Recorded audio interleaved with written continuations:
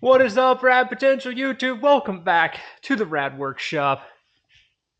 It has been a crazy last couple weeks with Deals Gap, Olympus Rally, having to drive across the country for that, then getting back to the shop somehow because the car survived, so we didn't have to drive the whole rig with the rally car back across the country.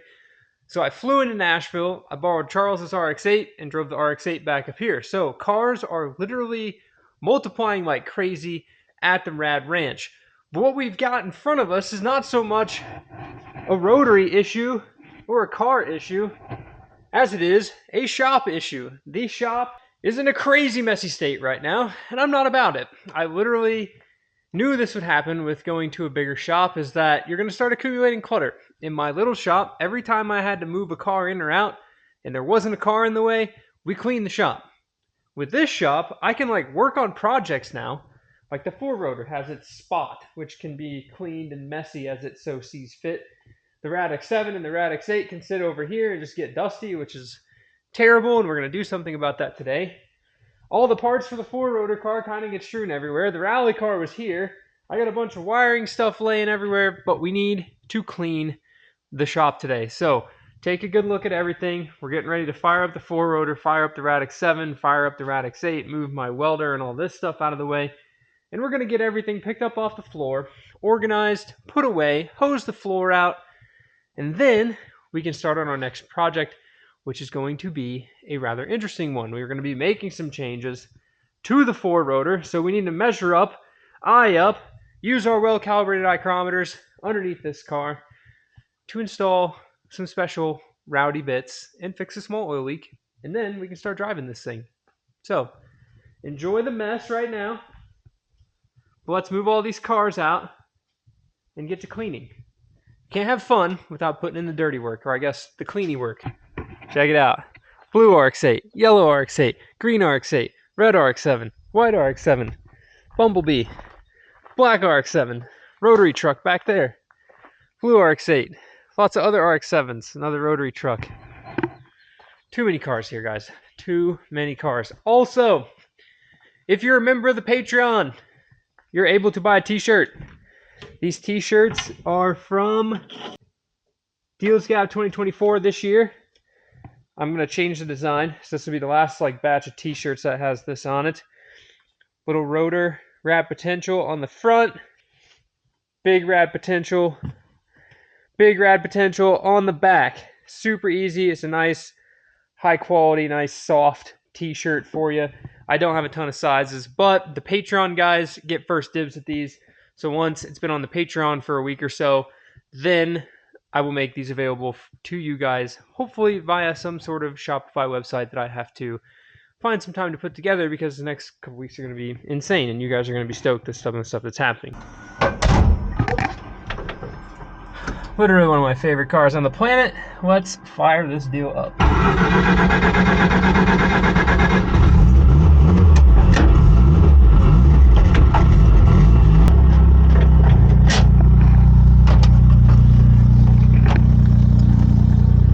Let the Radix-7 warm up.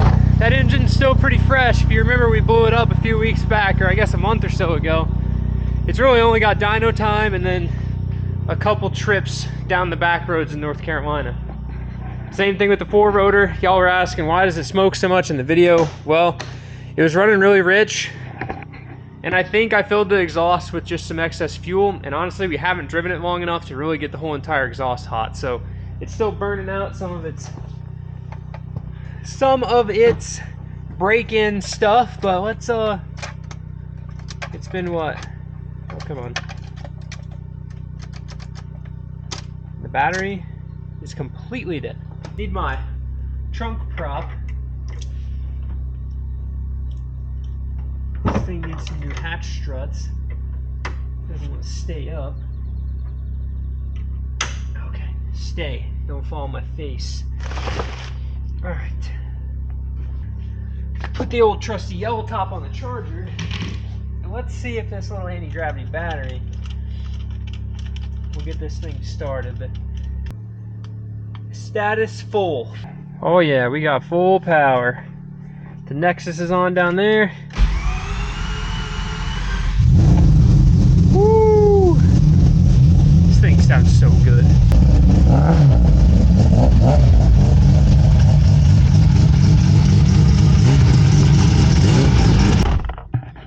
fresh battery in the green RX-8.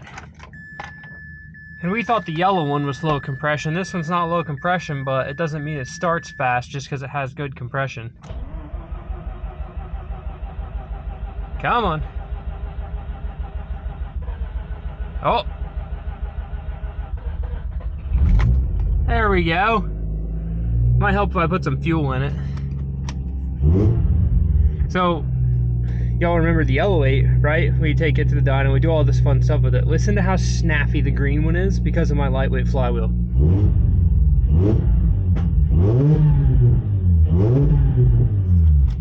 So much snappier.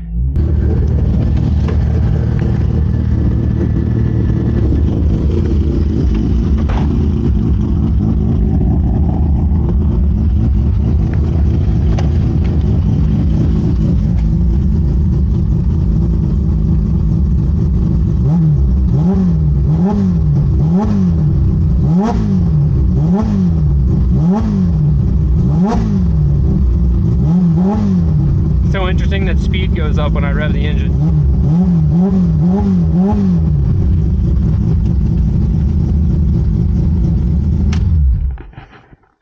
Woo! Some bits to figure out on the 4-rotor, you know? Why is the speedometer acting like an RPM gauge? We got a few things to figure out. Okay, now it's time to clean the shop. Take a good look.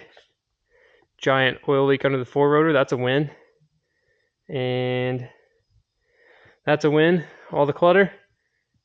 We're just gonna clean it, and when we pan back to the left, it's all gonna be clean.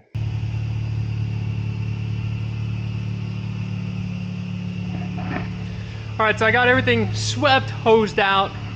I think I'm gonna try to put the green car right here for now because I'm not really ready to like start working on it, but I want to put the red car where I can get it in and out pretty easy, and the yellow car is going to go in and out, or actually the blue one for now, so it can go in and out easy. I'm going to put the 4-rotor here. If I stack like 2 cars side by side back here, you know, going 3 across, it gets a little tight, so I think this is actually going to be really inconvenient, so maybe I should put the green car back in the corner.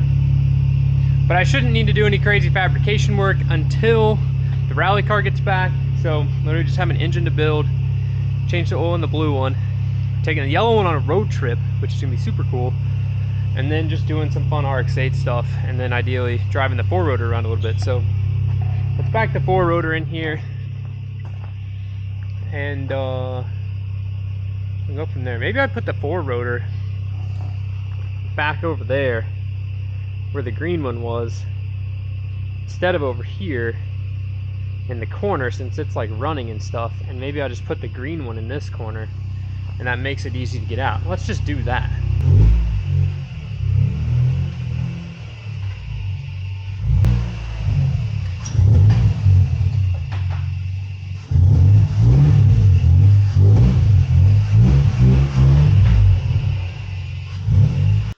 It's crazy to have a shop big enough I can actually turn a car around in it without having to go outside.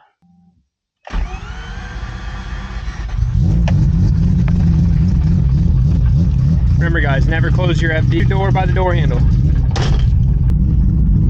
Now it's freaking out that I started moving. Interesting.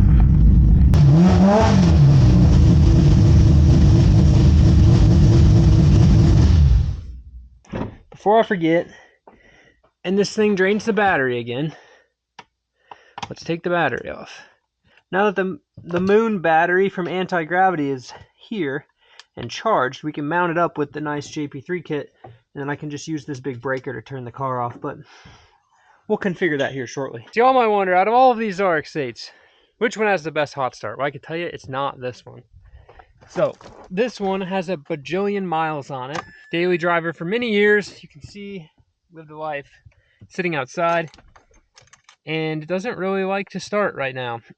This thing used to be one of the most prime RX-8s out there. It drove so well, but it's been used. So that's a cold one. This thing sounds crispy. All the steering is happy today. Sometimes in this one, when you turn the steering wheel, it'll start to shake back and forth erratically.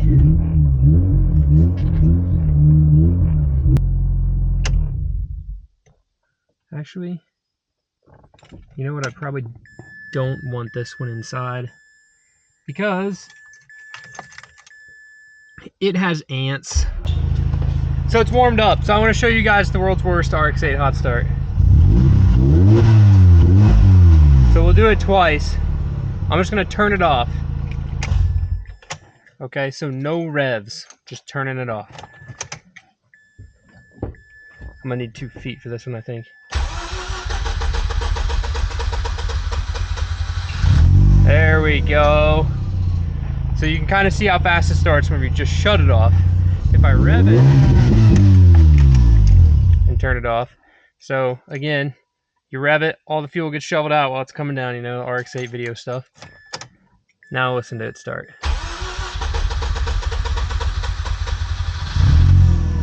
It's honestly about the same, if not just a tiny bit worse. But when I drove this thing home and I stopped at the gas station, I was lucky that it actually started. I sat there and cranked and cranked and cranked and cranked. So we'll do an oil change, run some fresh renewable lubricants premixed through this deal, drive it around pretty hard for the next week until Charles takes it back, and hopefully it should be much better. Remember when I said this car had ants? Look at this. They are everywhere in this car. We cannot keep it in the shop for very long. So I already drained the oil, ripped the oil filter off of this thing, burned my hand in the process of doing it, spilled a ton of oil down on the back of the engine, but you know, it's a Rotary. It can sweat some horsepower and still not be the slowest car on the road. You know, we might still outrun a Geo Metro with this tired old low compression RX-8. But new oil filter going in, got to get it back there, top the oil off, and then we're ready to look at this. We have a couple small issues on this, and then a few things we have to, like I mentioned, eye chronometer up for the next video on the 4-rotor because there's a good bit of work to be done. If you're nice to future you won't put this oil filter on very tight. In addition to, there's no reason to actually fill the oil filter full of oil because you're just going to dump all of that oil on the back of your engine. So there will be a slight air bubble in your oil system when you fire it up because there's no oil in this, but you're just going to dump it out all over the place anyways. Charles is probably going to be mad though because you see me tightening this is definitely tighter than most everybody else. Whenever you're like, oh, it's just, I can be like, oh, it's just hand tight. And for Charles, that's like, you know, as tight as a strong man would have tightened it. So ready to go, ready to top this baby off.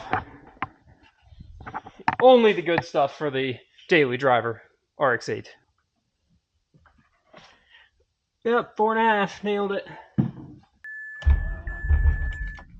Oh, it almost got me. I thought I was going to start fast for once. There we go.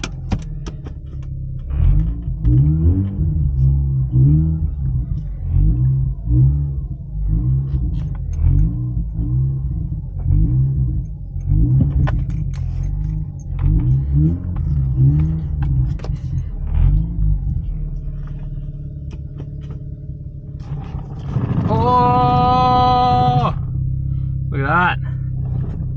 This is 188,000 mile steering right here.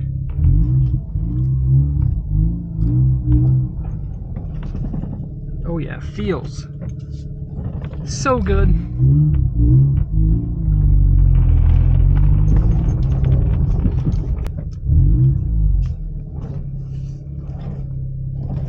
See, now it's better.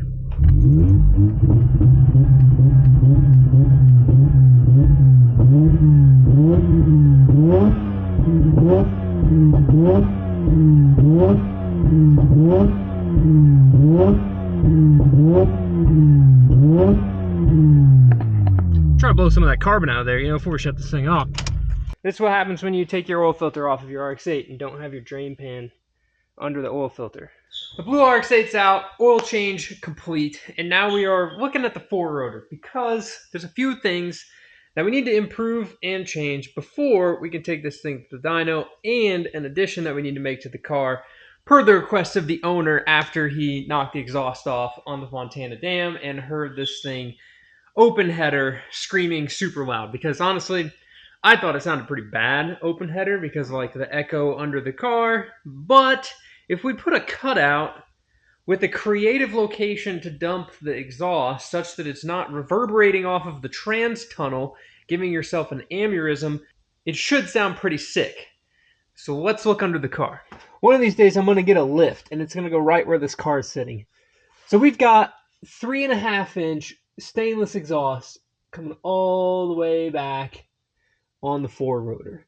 In addition to, we've got some lovely fuel-y oil coming out of the exhaust. But that's a problem for future air, so I will deal with that here in a little bit. This area right here is where I'm thinking to put this cutout. So I could probably bring it up here under the power plant frame and dump it like on this side of the diff, as if we were going to do some sort of true dual V8 exhaust. But there's a bunch of fuel lines up here, so we don't want to have the screaming, rev limiter smashing exhaust cutout somewhere where the flames are going to light the car on fire, because we really don't want to burn this car down.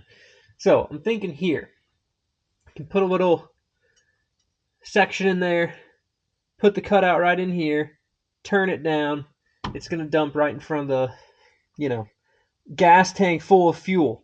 However, the one thing that does suck about this is you can see this nice shiny piece right here. This is the fuel filter. And this is not where the fuel filter is supposed to be. The fuel filter actually is on top of the diff.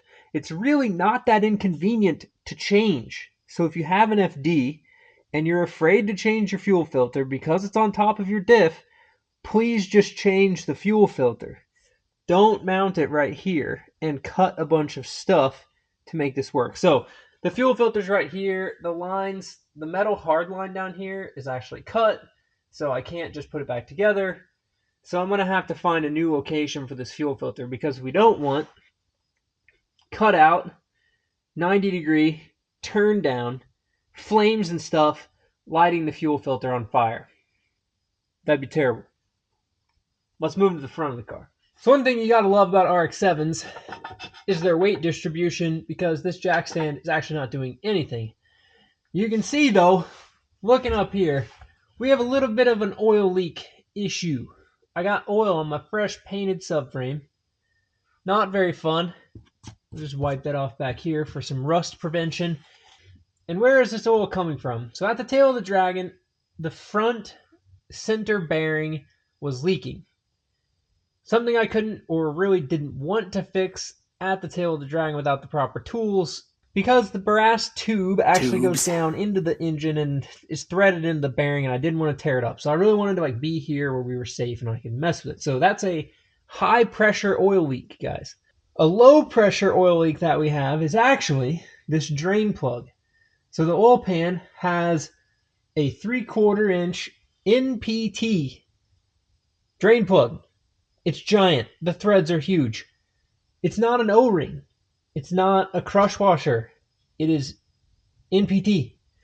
I have never been able to successfully make NPT seal without some sort of sealant, unless you're threading a brass plug into steel and you can just cross thread the crap out of it and let the brass just be malleable to seal itself up. Anyways, it doesn't seal. I put some Teflon tape on it whenever I put it back on the last time. If you remember, before Deal's Gap, it was leaking. So I've got to find a solution for that. So drop in the comments below your best solution for sealing NPT threads that we could use in a non-permanent fashion for our oil drain plug, because this is mildly inconvenient. In addition to the exhaust cutout, we also need air filters, or air filter, one giant one for this, because if you can't tell already, if I can work this thing open a little bit, look at that.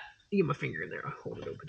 Okay, there are rings inside the slides of dirt already. This car maybe has 1 hour of runtime on it, and I bet that it's sucked up more dirt than I care to know has went inside this engine.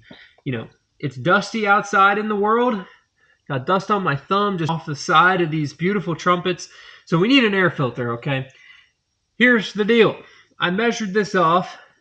20 inches, 4 or 6 inches, 4 inches tall. I think actually 6 inches this way, the height of the slide, and then 4 inches towards you guys in the camera. And that's going to fit over all of this. So I looked up on Pegasus Racing, found an ITG Super Sausage air filter that's going to go on here. So that's the pretty like black with the red stripes air filter and a universal backing plate. So they sell their backing plates with no holes in them. So we'll get that thing here, and then I can take these beautiful trumpets apart, all this built by Defined AutoWorks, and we will put a filter element over all of it. So that will keep all of the nasty street debris out of our four-rotor engine, so that way this thing does not sand itself to death with dust from the road. Now that we know what we've got to do on the four-rotor, what do we have to do on these other cars in the next few weeks? Plus, what is going to be this super rad collaboration road trip that is actually going to be happening the day you guys are seeing this video. Behind me is my RX-8, the one that's getting the hybrid Renesis engine. So this thing is actually in here because I'm fixing to kind of take it apart here soon. Car runs and drives perfect. I'd love to actually stick it on the dyno as it is right now and then put the hybrid in, stick it on the dyno again, and then put the turbo on and stick it on the dyno again after that. But we dynoed the yellow RX-8. That's going to be our NA stock Renesis test mule vehicle. So everyone asking about the yellow RX-8, what's happening with it? Well, that's actually what I'm driving on this road trip. So we can prove that a low compression RX-8 isn't exactly completely worthless, you know? So I bought this thing for the same amount of money that you could sell the seats out of it for, knowing that I could sell my seats and get my money back. I'm able to get it running, and it's been a great car. I've got about 1,500 miles on it now. So that's what the yellow car is slated for in the future. I've got a catback exhaust. We've got a mid-pipe with the catalytic converter hammered out. We're going to bolt those on, grab an intake, and we're going to go back to the dyno when we dyno the four-rotor, which you guys are sitting on. So the four-rotor dyno day, that dyno day, probably after Oregon Trail Rally. As far as what's happening to the Rad X7, I didn't get time to turn the boost up at Deals Gap, so right now it's still running around at like 9 pounds, which is fine. It's ripping. It's plenty fast for the tires that are on it. The weight of the car is 2,000 pounds, 280-something horsepower, I think, at 9 pounds of boost. I really want to get it turned up to 14, and then I really need to find some sort of a CAN bus button pad thing that will work with my fuel tech so that I can have my two-step setup on it just so I can break more parts, because I'm just going to destroy things once the two-step works. RX-8 transmission or the GSLSE axle, one of those will be the first to go right onto the ground. But I want to get the two-step hooked up. I want to get boost on a button so that I can change the boost settings that I'm on in my tunes on the fuel tech on the fly with the buttons on that deal, in addition to set up some sort of a rolling anti-lag, because I think it would be cool to be able to do, the car is not slow. And a lot of my friends around here have cars that are also not slow. So I think it'd be fun to get out there and do some, we'll see how quick the Rad X7 is against some of these other cars. In addition, the thing that you guys have seen in the background of videos, commented on, the Patreon members know, is this engine over here on my workbench. So I've got to stack that engine up. It's been too long. I appreciate the owner of the engine letting me, crank on the four-rotor, crank on other things before we get this thing done. But we got to put this thing back together. So get excited to see that in the next video as well. So with that, thank you guys so much for watching the videos. Thank you guys to every single person who watched the rally videos. I know it's not a rotary powered car. I wish those videos would crush just like the four-rotor videos do, but we're getting a wider audience as we grow. I'm excited to keep sharing this journey with you guys and excited to bring you guys along on the journey of whatever happens on the Rad Potential YouTube channel, whether it's rallies, whether it's four-rotor engines, turbo RX-8s, turbo first gens, rotary this. We might even film a video working on my new tractor that I just brought over here from the farm because I needed something to mow the grass. So get excited for some rad growth on the Rad Potential YouTube channel.